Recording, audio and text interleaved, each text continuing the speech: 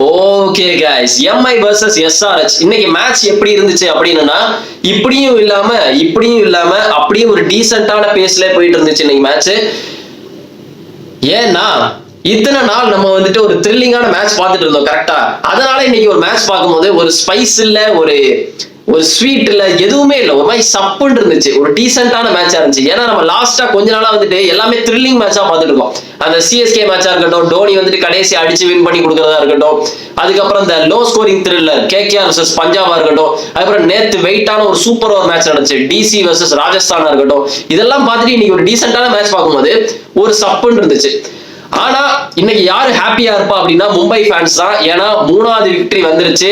ஒரு 6 பாயிண்ட் வந்துட்டு டீசென்டான இடத்துல இருக்காங்க. உண்மையிலே நல்லா விளையாண்டானுங்க, வேற லெவல்ல விளையாண்டானுங்க. சொல்ல போனா பவுலிங்லாம் வெயிட்டா போட்டானுங்க. அது மட்டும் இல்ல, ஹர்திக் பாண்டியோட கேப்டன்சி சூப்பரா இருந்துச்சு. சொல்ல போனா இன்னைக்கு ஃபீல்ட் எல்லாம் செட் பண்றது செமையா இருந்துச்சு. டிராவிஸ் ஹெட்டையே வந்துட்டு பார்டர் கவாஸ்கர் விளையாட வச்சான். பார்டர் கவாஸ்கர் டிராஃபில கூட டிராவிஸ் ஹெட் வந்துட்டு ஃபாஸ்டா விளையாடுவான். இன்னைக்கு அநியாயத்துக்கு ஸ்லோவா விளையாண்டு இருந்தான். இன்னைக்கு அவனுக்கு படவே இல்லை. காரணம் என்னன்னா, பவர் பிளேல அப்படி போட்ட bowling Deepak Sahar and Trent Boult எல்லாம் சரி, தீபக் சஹர், ட்ரெண்ட் போல்ட், பும்ரா அந்த 3 பேரும் போட்டதுலதான் அவ்வளவு டைட்டா பிடிக்க முடிஞ்சிச்சு பவர் பிளேல. அவனுங்களை பவர் பிளேல அடிக்க விடாட்டி மேட்ச் முடிஞ்சுச்சு. அதுதான் நடந்துச்சு இன்னைக்கு. நார்மலா வந்துட்டு எப்பவுமே என்ன நடக்கும் அப்படின்னா, இந்த 2 பிளேயர்ஸ் வந்துட்டு அடிக்க மாட்டாங்க. டக்குன்னு அவுட் ஆயிட்டனா மேட்ச் முடிஞ்சிடும் அப்படின்ற மாதிரி இருக்கும். இவனுங்க அடிச்சனா நிறைய ரன் வரும் அப்படின்ற மாதிரி இருக்கும். ஆனா இன்னைக்கு என்னன்னா, அவனுக்கு இருந்தும் வந்துட்டு அவ்வளவு ரன் வரல. அதுக்கு காரணம் அவ்வளவு நல்லா பவுலிங் போட்டானுங்க. சோ இந்த மேட்சை பத்தி தான் இன்னைக்கு நம்ம பார்க்க போறோம். அதுக்கு முன்னாடி வீடியோ பார்க்கறவங்க மறக்காம வீடியோக்கு லைக் போடுங்க, சேனலுக்கு சப்ஸ்கிரைப் பண்ணுங்க கைஸ். அது மட்டும் இல்ல, உங்களோட கிரிக்கெட் ஃபேன்ஸ், கிரிக்கெட் ஃப்ரெண்ட்ஸ் எவனாவது இருக்கானுங்க அப்படின்னா அவங்களுக்கும் நம்ம சேனலை வந்துட்டு சப்ஸ்கிரைப் பண்ண சொல்லிருங்க. ஓகே கைஸ், ஷேர் பண்ணி விட்டுருங்க. சோ இன்னைக்கு மேட்சுக்கு போவோம். இன்னைக்கு வாங்கடையில மேட்ச் நடந்துச்சு. ஹர்திக் பாண்டியா தான் டாஸ் போட்டு விட்டான். எப்பவுமே தள்ளி தான் எப்பவும் காயினை போடுவான். அதே தான் இன்னைக்கு நடந்துச்சு. டாஸ் ஜெயிச்சோட பவுலிங் எனக்கு லைட்டா கடுப்பா இருந்துச்சு. அவன் பவுலிங் எடுக்கும்போது தயவு செய்து பேட்டிங் எடுறா, நல்லா இருப்பாடா, தயவு செய்து பேட்டிங் எடு, எதுக்கு அவனுக்கு எல்லாம் பேட்டிங் ஆட விட்டுட்டு இருக்கு அப்படின்னு நினைச்சேன். பட் பவுலிங் தான் எடுத்தான். நல்ல சாய்ஸ் அவனப்படி வந்தானுங்க. அபிஷேக் சர்மாவும் டிராவிஸ் ஹெட்டும். ஃபர்ஸ்ட் ஓவர் யார் போட்டான்னா தீபக் சஹர். தீபக் சஹர் ஃபர்ஸ்ட் பாலே கேட்ச் வந்துச்சு, வில் ஜாக்ஸ் விட்டுட்டா. நான் ஏற்கனவே சொன்னது திருப்பியும் சொல்றேன், இருக்கிறதுலே இந்த ஐபிஎல் சீசன்ல தான் ஒஸ்டான ஃபீல்டிங் பண்ணிட்டு இருக்கானுங்க எல்லாரும். அத்தனை கேட்ச் விடுறானுங்க, சப்பா கேட்ச் எல்லாம் விட்டுட்டு இருப்பானுங்க. முன்னாடிலாம் அந்த நான் சொன்னல அந்த கார்பன் கமா கேட்ச் எல்லாம் இருக்கும் போது வெயிட்டா எல்லாரும் பிடிச்சிட்டு இருப்பானுங்க. பிடிச்சு பிரைஸை வாங்கிட்டு தள்ளிட்டே இருப்பானுங்க. இப்பெல்லாம் டிராப் கேட்சுக்கே ஒரு ஸ்பான்சர் வைக்கலாம் போல, ஒரு பிரைஸ் வைக்கலாம் போல, அந்த அளவு கேட்ச் விட்டுட்டு அசிங்கப்படுத்திட்டு இருக்காங்க. நேத்து ஒரு 3, இன்னைக்கு ஒரு 3, அப்படிதான் எல்லா மேட்ச்லயும் கிட்டத்தட்ட ஒரு 3 கேட்சாச்சும் விட்டுறானுங்க. அதுவும் ஆமச்சூர்ஸ் மாதிரி விடுறாங்க, ஒரு பெரிய பிளேயர்ஸ் மாதிரி விட மாட்டேங்கிறானுங்க, ஒரு ஆமச்சூர் மாதிரி விடுறானுங்க. சப்பையா கையில வர கேட்ச் எல்லாம் விடுறானுங்க. நம்ம கல்லி கிரிக்கெட்ல கேட்ச் விடுவோம் தெரியுமா, அந்த மாதிரி இருக்கு. நம்ம கல்லி கிரிக்கெட்ல வெயில் பயங்கரமா அடிக்கும் மத்தியான வெயில், அந்த மாதிரி கேட்ச் விடுற மாதிரி விடுறானுங்க லைட்ஸ்ல. சோ அந்த மாதிரி விடுறானுங்க. சோ வில் ஜாக்ஸ் ஃபர்ஸ்ட் பாலே விட்டான். தீபக் சஹர் டென்ஷன் ஆனா அதுக்கப்புறம் வெயிட்டா போட்டான். தீபக் சஹர் வந்துட்டு 2 ஓவர்னு கணக்கு வச்சுக்கோங்க. எப்பவுமே இந்த 2 ஓவர் 3 ஓவர் தான் நல்லா போடுறான். அந்த 4வது ஓவர் கொடுத்தாலே எப்பவும் அடி வாங்கிடுறான். இதான் நடந்துச்சு இன்னைக்கு. தீபக் சஹர் வந்துட்டு ஃபர்ஸ்ட் 2 ஓவர் சூப்பரா போட்டான். பட் லாஸ்ட் ஓவர்லாம் செம்ம அடி அடிச்சான். கிளாஸ் எல்லாம் பொழந்துட்டான். பட் ஃபர்ஸ்ட் 2 ஓவர் சூப்பரா போட்டான். அடிக்கவே முடியல. சொல்ல போனா இந்த டிராவிஸ் ஹெட்டா இருந்தாலும் சரி, நிறைய கேட்ச் வந்துட்டு க்ளோஸ்ல வந்து மிஸ் ஆச்சு. போல்ட் ஒரு கேட்ச் விடுவான் ஹர்திக் பாண்டியா ஓவர்ல, செம்ம டென்ஷன் ஆவான் ஹர்திக் பாண்டியா. நிறைய பேர் காண்டாவானுங்க. ஹர்திக் பாண்டியா டிராவிஸ் ஹெட்டை தூக்குற சான்ஸ் இருந்துச்சு, அதையும் நோ பால்னு கொடுத்துட்டானுங்க. பட் அபிஷேக் சர்மாவை ஹர்திக் பாண்டியா தான் தூக்குனா, சூப்பரா போட்டான் அந்த பால். அதுக்கப்புறம் மேட்சே அப்படியே ஸ்லோ ஆயிட்டு. சொல்ல போனா நான் பார்க்கவே லைட்டா ஒரு மாதிரி போர் அடிச்ச மாதிரி இருந்துச்சு. அவங்க டிராவிஸ் ஹெட் என்ன பண்ணுவான், வந்தவன படப்பட்டு அடிப்பான், இல்ல அவுட் ஆயிட்டு கிளம்பிட்டே இருப்பான். அது மட்டும் இல்ல, இஷான் கிஷன் என்ன ஆச்சுன்னே தெரியல. இஷான் கிஷன் அவங்களோட பழைய ஓனர்லாம் வந்துட்டு நல்லா கண்ணத்தை தொட்டு பார்த்தாங்க. எப்பா நீதானாப்பா அப்படின்ற மாதிரி தொட்டுலாம் பார்த்தாங்க. சாரிடா புண்டை, சாரா ஒண்ணு அந்த டீமுக்கு கொடுத்தது அப்படின்ற மாதிரி. அது மட்டும் இல்ல, இஷான் கிஷன் வந்துட்டு இந்த மும்பை டீம்ல இருக்கும் போது கூட வெயிட்டா விளையாண்டாங்க. கன்சிஸ்டன்சியாவது அடிச்சுட்டு இருப்பான் இஷான் கிஷன். ஒரு 40, ஒரு 35, ஒரு கிக் ஸ்டார்ட் கொடுப்பான். எப்பவுமே ஒரு ஃபயரான நாக் கொடுப்பான். நிறைய பேர் இஷான் கிஷன் ட்ரோல்லாம் பண்ணுவாங்க. எனக்கு தெரிஞ்ச அவன் வந்துட்டு ஒரு நல்ல ஃபயரியான ஒரு ஸ்டார்ட் கொடுத்துருவான். பவர் பிளேல வருவான், பலார் அடிப்பான். அந்த 33, 22, அந்த 45 வந்துட்டு இந்த செஞ்சுரிக்கு எவ்வளவு பரவாயில்ல எனக்கு தெரிஞ்சுட்டு. அவன் ஒரு செஞ்சுரி போட்டான் இஷான் கிஷன், அதோட வேனிஷ் ஆயிட்டான். அதுக்கப்புறம் எந்த மேட்சுமே அவன் அடிக்கல இஷான் கிஷன். அதுக்கு அவன் மும்பைல இருக்கிற மாதிரி விளையாண்டா கூட பரவாயில்ல, மும்பைல இருந்ததே பரவாயில்ல போல. அதுக்கப்புறம் எதுவுமே விளையாடல. வர்றான் கேட்சை விட்டதுக்கு வில் ஜாக்ஸ்க்கு தான் ஓவர் கொடுத்தாங்க. இன்னைக்கு வில் ஜாக்ஸ் தான் மேன் ஆஃப் த மேட்ச். அவன 2 விக்கெட் தூக்குனாப்பா இஷான் கிஷனை சூப்பரா போட்டு இறங்கி வந்து அடிப்பான்னு தெரியும், அவனை போட்டே தூக்கிட்டாங்க. கரண் சர்மாக்கு இன்ஜுரி ஆயிட்டு, பெரிய இன்ஜுரி என்னன்னு தெரியல, ப்ளீட் ஆச்சு ஒரு கேட்ச் பிடிக்கும் போது, உள்ள வெளியே போயிட்டா. அதனாலே வந்துட்டு வில் ஜாக்ஸும் சாண்ட்லர் ஓவர் போடுற மாதிரி இருந்து சாண்ட்லர் எப்படி போடுவான், பட் வில் ஜாக்ஸ் இன்னைக்கு வந்துட்டு கட்டாயமா போடக்கூடிய நிலைமை வந்துருச்சு. பட் போட்டதான் போட்டா, நல்லாவே போட்டான் சொல்ல போனா. எல்லாருமே நீ ஸ்ட்ரகிள் பண்ணாங்க, சிக்ஸே வரல கைஸ். என்னைக்கு வந்துட்டு SRH வந்து சிக்ஸ் அடிக்காம இருந்து பாத்திருக்கீங்க, ரொம்ப லேட்டா. தீபக் சகரோட கடைசி ஓவர்ல தான் சிக்ஸே அடிச்சா கிளாசன், அந்த ஓவர்ல தான் அடியே விழுந்துச்சு எனக்கு தெரிஞ்சு. அந்த ஓவர்லயும் ஹர்திக் பாண்டியா லாஸ்ட் ஓவர் டெப்த் ஓவர்ல 20th ஓவர்ல தான் அடி விழுந்துச்சு. இந்த அங்கித் வர்மா வந்து ஒரு 3 சிக்ஸ் அடிப்பான். அதுக்கப்புறம் கிளாசன் வந்துட்டு தீபக் சகர் ஓவர்ல ஒரு 2 6 2 4 அடிப்பான். சொல்ல போனோம்னா இவனுங்க வந்துட்டு இன்னைக்கு உருட்டதான் செஞ்சானுங்க. இன்னைக்கு மேட்ச் அப்படிதான் இருந்துச்சு சொல்ல போனா. நான் என்னத்த சொல்றது, இதுக்குதான் இந்த மாதிரி த்ரில்லர் மேட்ச் பார்த்துட்டு இந்த மாதிரி ஒரு நார்மலான மேட்ச் பார்க்கும்போது ஏதோ நியூஸ் வாசிக்கிற மாதிரி இருக்கு எனக்கு. இன்னைக்கு மேட்ச் பார்க்கும் அப்படிதான் இருக்கு. இதனாலதான் டாபிக்கே வர மாட்டேங்க. அதுக்கப்புறம் பேட்டிங் பிடிக்க வந்தது யாரு அப்படின்னா தலைவர் ரோஹித் சர்மா. இதுதான் ஹைலைட். நான் வந்துட்டு வேண்டிக்கிட்டே இருந்தேன், ஐயா ரோஹித் சர்மா எப்படியாவது அடிக்கணும்பா அந்த மேட்ச்ல, எப்படியாவது ஒரு 50. என் மைண்ட்ல வந்து ஓடிக்கிட்டே இருந்தது, இது கம்மி டோட்டல், கண்டிப்பா ரோஹித் வந்து இன்னைக்கு ஒரு 70 அடிப்பான் அப்படின்னு நினைச்சிட்டு இருந்தேன். ஏன்னா ஒரு இது சொல்லிக்கிட்டே இருந்துச்சு, இன்னைக்கு ரோஹித் கண்டிப்பா ஒரு 70 அந்த மாதிரி அடிப்பான். ஏன்னா இத்தனை மேட்ச் ஒழுங்கா விளையாடல, கண்டிப்பா அந்த மேட்ச்ல எதாவது பண்ணோன்னு வந்ததுக்கு ஒரு 3 6 சூப்பரா விளையாண்டா. சூப்பர். ஃபர்ஸ்ட் 6 வந்து எட்ஜ் ஆகி போச்சு, செமி பால்ல ஸ்டாப் எட்ஜ் ஆகி போச்சு.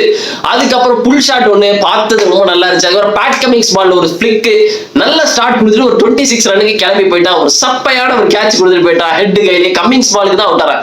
இந்த கம்மிங்ஸ் ரோஹித் சர்மா காம்பினேஷன் எப்பவுமே பயங்கரமா இருக்குப்பா. ஆதி காலத்துல இருந்து இவனுங்க ரைவல்ரி இருக்கு. ஒரு மாதிரி சைலண்டா ஒரு ஈகோ கிளாஷ் போயிட்டு தான் இருக்கு இவங்க. அவன் பால் அடிக்கிறான், இவன் விக்கெட் எடுக்கிறான் பதிலுக்கு.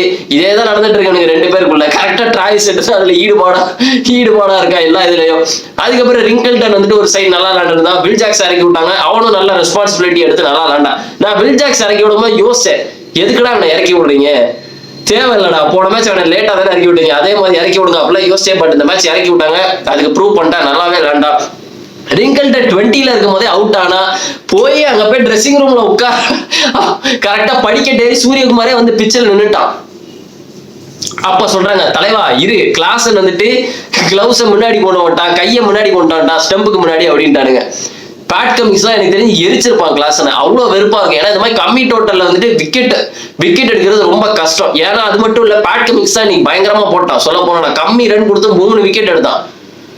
அவன் மட்டும்தான் ஒன் சைடா போட்டான். மற்றபடி ஷமிலாம் செம்ம அடி வாங்குறாங்க. எனக்கு தெரிஞ்சு ஷமிலாம் போன மேட்சே வெளுத்துட்டாங்க, 75 ரன் கொடுத்துருக்காங்க ஷமிலாம். பட் இந்த மேட்ச் வந்துட்டு பவுலிங் போட்டு போயாச்சு. ஜஷாங் போட்டான், மலிங்கா, இதெல்லாம் வந்துட்டு நல்ல பவுலிங் அட்டாக் கிடையாது. போன வாட்டியாச்சும் ஒரு டீசென்டான பவுலிங் அட்டாக் இருந்தது. புவனேஸ்வர், நட்ராஜன் இந்த மாதிரி இருந்துச்சு. அப்பவே அடி விழும், அவனுங்க இருக்கும் போதே அடி விழுந்துச்சு. பட் இப்ப வந்துட்டு ரொம்ப கஷ்டப்படுறானுங்க சொல்ல போனா. அவங்க டீம்ல இந்த நிதிஷ்குமார் ரெட்டிக்கு வந்துட்டு என்ன ஆச்சுன்னே தெரியல. பேட்டிங்ல அவனும் என்ன ஆனானே தெரியல. ஒரு டைம்ல நல்லா இருந்தா, அந்த டெஸ்ட்ல செஞ்சுரி போட்டான் பாத்தீங்களா, அதுக்கப்புறம் அப்படியே ஒரு மாதிரி ஸ்லோ ஆயிட்டான். அந்த டெஸ்ட்ல செஞ்சுரி போட்டதுக்கு அப்புறம் லைட்டா கொஞ்சம் ஸ்லோ ஆயிட்டான். என்னாச்சுன்னு தெரியல, கொஞ்சம் பிக்கப் பண்ணணும் அவன். பட் இன்னைக்கு சொல்ல போனா மும்பை பேட்டர்ஸ் எல்லாருமே நல்லா பண்ணாங்க. ரிங்கிள்டனா இருக்கட்டும், வில் ஜாக்ஸா இருக்கட்டும், சூரியகுமார் ஒரு 26, அப்புறம் ஹர்திக் பாண்டியாவும் திலக் வர்மா வந்து முடிக்கிறது. அந்த லாஸ்ட் அந்த ஒரு ரன் அடிக்கிறதுக்கு தான் அவ்வளவு லேட் பண்ணிட்டு இருந்தாங்க உட்காந்துட்டு. அந்த ஒரு ரன் எடுக்கிறதுக்குள்ள ஒரு விக்கெட் போகுது, இன்னொரு விக்கெட் போகுது, இன்னொரு ஓவர் வருது, டாட் பால் வருது. என்னடா பண்ணிட்டு இருக்கீங்க, இந்த ஒரு ரன் அடிக்கா சாவடிக்கிறீங்க எங்களை போட்டு அப்படின்ற மாதிரி இருந்து. சோ மும்பை இந்தியன்ஸ் ஃபேன்ஸ் வந்துட்டு ஹாப்பியா இருப்பானுங்க. வாங்கரையில வச்சுட்டு ஒரு சரியான மேட்ச் கொடுத்து, சரியான மேட்ச் எல்லாம் இல்ல, ஒரு சப்பா மேட்ச் தான் சொல்ல போனா. என்னத்தை நான் பேசிட்டு இருக்கேன் உட்காந்து போது. இந்த மாதிரி இதுதான் ஒரு பிரச்சனை. இந்த மாதிரி ஒரு நார்மல் மேட்ச் வரும்போது இந்த நார்மல் மேட்சை பேசுறது அநியாயத்துக்கு எனக்கு கஷ்டமா இருக்கு. ஒரு ஹைப்பான மேட்ச் இல்ல, ஒரு ட்ரோல், ஒரு ரைவல்ரி இருக்கும் போது என்னுடைய டாக்கே வேற மாதிரி இருக்கு, டாபிக் வேற மாதிரி இருக்கு, என்னுடைய பிஹேவியர் வேற மாதிரி இருக்கு, ஹியூமர் வேற மாதிரி இருக்கு. அதே ஒரு சப்பையான ஒரு மேட்சா இருந்தா அதை பத்தி பேசுறதே எனக்கு ரொம்ப கடுப்பா இருக்கு. ஏன்னா இருக்கிற பாட்டம்ல இருக்கிற டீம் வந்துட்டு சொல்ல போனா மும்பையும் SRH தான். நாளைக்கு மேட்சை பத்தி இப்ப நம்ம பேசுவோம், இந்த மேட்சை விட்டுருவோம். நாளைக்கு RCB வெர்சஸ் பஞ்சாப், டாப் டயர்ஸ்ல இருக்கானுங்க. நாளைக்கு சின்னசுவாமி ஸ்டேடியம்ல வச்சு நடக்க போகுது. இதுலதான் கூத்து. 2 மேட்ச் தொடர்ந்து RCBக்கு வந்துட்டு பஞ்சாபுக்கும் RCB தான் வருது. நாளைக்கு சின்னசுவாமியில நடக்கு, அதுக்கப்புறம் பஞ்சாப்ல வச்சு ஒரு மேட்ச் நடக்கு. அது சண்டே மத்தியானம். எனக்கு ஏதோ சின்னசுவாமியில வச்சுட்டு RCB தோத்துருவானுங்க நினைக்கிறேன். சின்னசுவாமியில தோத்துட்டு பஞ்சாப்ல போய் ஜெயிச்சிருவானுங்க அப்படிதான் தோணுது. ஏன்னா இவங்களுக்கு ஒரு கேர்ஸ் இருக்கு இந்த RCBக்கு. அது மட்டும் இல்ல, சின்னசுவாமி ஸ்டேடியம்ல நடந்த எல்லா மேட்சுமே சொல்ல போனா இந்த டேபிள் டாப்ல இருக்கிற ஸ்ட்ராங்கஸ்ட் டீம் தான் RCB ஃபேஸ் பண்ணிருக்கானுங்க சொல்ல போனா. குஜராத்தை ஹோம் டவுன்ல ஃபேஸ் பண்ணானுங்க, தோத்தானுங்க. டிசியை ஹோம் டவுன்ல ஃபேஸ் பண்ணானுங்க, கேஎல் ராகுல் வெளுத்துட்டா. இப்ப பஞ்சாப் போராடுங்க. பஞ்சாப் போன மேட்ச் லோ ஸ்கோரிங்ல ஜெயிச்சானுங்க. லோ ஸ்கோரிங் அடிச்சனாலே எனக்கு தெரிஞ்சு பஞ்சாப் இந்த மேட்ச் செம்ம அடிப்பானுங்க அப்படின்னு தோணுது. ஏன்னா எப்பெல்லாம் வந்துட்டு பஞ்சாப் பேட்டர் லைட்டா சொதப்புறானுங்களோ அப்பெல்லாம் வந்துட்டு ஒரு நல்ல கம்பேக் கொடுத்துறானுங்க. ஸோ அதனால எனக்கு தெரிஞ்சுட்டு பஞ்சாப் வந்துட்டு ஒரு பிடிச்சிருவானுங்க அப்படின்னு சொல்றாங்க அப்படின்னு தோணுது எனக்கு. பட் இருந்தாலும் ஒரு சைடு வந்துட்டு ஆர்சிபி செம மொமெண்டம்ல இருக்கானுங்க. அவனுங்களும் வெயிட்டா தான் விளையாண்டுட்டு இருக்காங்க. அவ்வளவு சீக்கிரம் ஈடு குறைலாம் சொல்ல முடியாது. பவுலிங் அட்டாக் அப்படின்னு எடுத்துக்கிட்டீங்கன்னா சஹல் பேக் டு ஃபார்ம். சஹலுக்கு தெரியாத இடமாடா சின்னசுவாமி ஸ்டேடியம். அங்கே விரல விட்டு மிஸ்ட்ரி பண்ணிட்டு இருந்தாங்க விஸ்வேந்திர சஹல்லாம். சஹல் நாளைக்கு எப்படி சின்னசுவாமி ஸ்டேடியம்ல பவுலிங் போட போறான் அப்படின்னு பார்ப்போம். சஹல் ஒரு ஒன் ஹிட் ஒண்டர் மாதிரி ஆறானா இல்ல உண்மையிலே பழைய சஹல் பேக்கா அப்படின்னு பார்க்கணும். லாஸ்ட் மேட்ச் வேற லெவல்ல பவுலிங் போட்டான். அதே ஹீட்டை வச்சுட்டு திருப்பி இந்த மேட்ச்ல பெர்ஃபார்ம் பண்ணுவானா இல்ல விட்டுருவானா இல்ல ஒரு மேட்ச் தான் போடுவானா? ஏன்னா சின்னசுவாமி ஸ்டேடியம் வந்துட்டு நமக்கு ஏற்கனவே தெரியும். சஹல் அங்கே எத்தனை வாட்டி காலங்காலமா அங்கதான் லேண்ட் இருக்காங்க. சோ நல்லா அந்த பிச்சை பத்தி தெரியும், எல்லாமே தெரியும். ஸ்ரேயஸ் ஐயருக்கும் அந்த பிச்சில் எப்படி ஆடணும் நல்லாவே தெரியும். சொல்ல போனா இது கொஞ்சம் டஃபா தான் இருக்க போது. ஆர்சிபியை பொறுத்தவரை நல்ல ஃபார்ம்ல இருந்து வேற வரானுங்க. போன வாட்டி வெயிட்டா பண்ணது யாரு அப்படின்னா பஞ்சாபுக்கு பவுலர்ஸ் தான். அவனுங்க பவுலர்ஸ் இந்த வாட்டி கிளிக் ஆயிட்டானுங்க அப்படின்னா ரொம்ப கஷ்டம் ஆர்சிபி பேட்ஸ்மேனுக்கு. ஆனா ஆர்சிபிக்கு அதெல்லாம் அடிச்சு ஒட்டைக்கிற மாதிரி பேட்டிங் பவர் இருக்கு. Phil Salt, Virat Kohli, Padikkal, Rajat Patidar, Liam Livingstone, Tim David, Siddhesh, இத்தனை பேரை வச்சிருக்கானுங்க. இவனுங்களை தாண்டி எப்படி வருவானுங்க? இவனுங்களால அடிக்க முடியும். ஆனா பஞ்சாபுக்கு ஒரு பிரச்சனை என்ன இருக்கு அப்படின்னா கிளிக்கானா எல்லாரும் கிளிக் ஆறானுங்க, இல்லாட்டா அப்படியே வரிசை ஒரு மாதிரி சர்க் அப்படின்ற மாதிரி போயிடுறானுங்க. ஏன்னா எல்லாருமே அவங்களுக்கு அட்டாக்கிங் பிளேயர்ஸா இருக்கானுங்க. சொல்ல போனா இந்த ஆர்யா, பிளம் சிம்ரன் எல்லாருமே வந்துட்டு ஒரு அட்டாக்கர்ஸா இருக்கானுங்க. ஒரு ஸ்டே பண்ணி ஆடக்கூடிய மாதிரி ஒரு பிளேயர் யாருமே கிடையாது. அந்த டீம்ல கோலி இருக்கான். இங்க அந்த மாதிரி ஒரு விக்கெட் போன நின்னும் ஆடுற ஒரு ஆள் மாதிரி கிடையாது. கோலி வந்து நின்னும் ஆடுவான், அடிக்கவும் செய்வான். கேஎல் ராகுலும் அதே மாதிரி தான், ஸ்ரேயஸ் ஐயரும் அதே மாதிரி தான், நின்னும் ஆடுவான், அடிக்கவும் செய்வான். ஆனா அவங்களுக்கு அது லைட்டா மிஸ் ஆகிறதுனால டக்குன்னு எல்லாரும் வந்துட்டு போயிடுறாங்க. சிஎஸ்கே மேட்ச்ல பாத்தீங்கன்னாலும் அதே தான். டக்குன்னு ஒரு 5 விக்கெட் போயிட்டு அதுக்கப்புறம் ஆர்யா பொழந்துட்டான். சிஎஸ்கே மண்டை கவிருச்சு. ஆனா நான் என்ன சொல்ல வரேன்னா அவனுக்கு பேட்டிங் கொஞ்சம் நிக்க மாட்டேங்கிறானுங்க. எல்லாமே ஒரு அட்டாக்கர்ஸா வச்சிருக்கானுங்க கையில. இந்த யான்சன்ல இருந்து மேக்ஸ்வெல்ல இருந்து எல்லாருமே ஒரு பிக் ஹிட்டர்ஸா இருக்காங்க. மேக்ஸ்வெல் கண்டிப்பா அடிச்சே ஆகணும். ஜாஷ் இங்கிலீஷ் வருவானா நாளைக்கு, ஸ்டாய்னஸ் வருவானா அப்படின்ற ஒரு இதுதான் இன்ட்ரெஸ்டிங்கா இருக்கும் போது. ஸ்டாய்னஸ் நல்லா சின்னசுவாமி ஸ்டேடியம்ல லேண்ட் இருக்கான். ஏன்னா உங்களுக்கு ஏற்கனவே தெரியும் அவனும் பழைய ஒரு ஆர்சிபி பிளேயர் தான். நிறைய பேர் வந்துட்டு இல்ல ஆர்சிபில இருக்கும்போது ஜோக்கர் மாதிரி இருந்தான், லக்னோக்கு போன பிறகு ஃபயர் ஆயிட்டான், டெல்லிக்கு போன பிறகு ஃபயர் ஆயிட்டான் அப்படிலாம் சொல்லிட்டு இருப்பீங்க.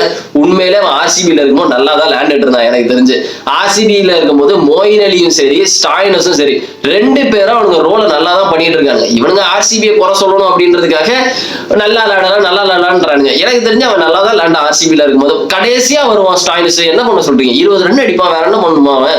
20 ரன் அடிச்சுட்டு போவான். இதேதான் பண்ணா. சோ அவனுக்கும் நல்லா தெரியும் நாளைக்கு யாரை கொண்டு வர போறானுங்க அப்படின்றதுதான் கொஞ்சம் இன்ட்ரெஸ்டிங்கா இருக்கும்போது. எனக்கு தெரிஞ்சு ஸ்டாய்னஸை மறுபடியும் கொண்டு வந்துருவானுங்க அப்படின்னு நினைக்கிறேன். போன மேட்ச் எதுக்கு இங்கிலீஷை கொண்டு வந்தாங்கன்னா ஸ்பின்னர்ஸ்க்காக கொண்டு வந்தாங்க. இந்த டீம்ல என்னத்த ஸ்பின்னர்ஸ் ட்ரபிள் இருக்கு அவங்களுக்கு? ஸ்டாய்னஸே போதும். எனக்கு தெரிஞ்சு ஸ்டாய்னஸ் கொண்டு வராங்க. மேக்ஸ்வெல்ல வெளியே வைக்க போறாங்களா? மேக்ஸ்வெலும் சின்னசுவாமி ஸ்டேடியம்ல நல்லா ஆடுவா. ஏன்னா அவனும் ஒரு ஆர்சிபி பிளேயர். எல்லாரும் ஆர்சிபி பிளேயரை வாங்கி வச்சுட்டு இதே மாதிரி சிராஜ வாங்கி போட்டானுங்க அவனுங்க. சிராஜ் வந்து கலக்கிட்டு போயிட்டாங்க வரும்போது. கேஎல் ராகுல் ஒரு டைம் கேஎல் ராகுல் அங்கேயே வளர்ந்த வேண்டாம், அவன் இங்க வந்து அடிச்சுட்டு போயிட்டான். எல்லா பழைய ஆர்சிபி பிளேயரும் வந்து அடிச்சுட்டு போறானுங்க. அதுதான் நாளைக்கு நடக்க போகுதுன்னு நினைக்கிறேன். பட் பாப்பா ஹிஸ்டரியை மாத்துறானுங்களா இல்ல திருப்பி அதே சிரிப்பா இருக்க போதா? ஆர்சிபி வந்து மறுபடியும் மண்டை கவரானுங்க ஹோம் டவுன்ல வச்சு அப்படின்னு பார்ப்போம். ஸோ நாளைக்கு பார்ப்போம் கைஸ். மேட்ச் இன்ட்ரெஸ்டிங்கா இருக்க போது என்னன்னு. இன்னைக்கு ஒரு டல்லான மேட்ச், நாளைக்கு மேட்ச் இன்ட்ரெஸ்டிங்கா இருக்கணும் அப்படின்னு வேண்டிக்கிறேன்.